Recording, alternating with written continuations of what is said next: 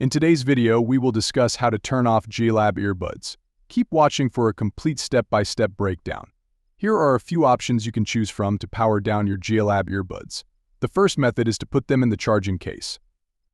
If the case has a charge, the earbuds will Make sure to check out YouTube's recommended products on the screen or down in the description, as they are related to this video and may provide you with extra help with what's been discussed so far. They are usually quite cheap and are unique to this video, so it might be worth checking out.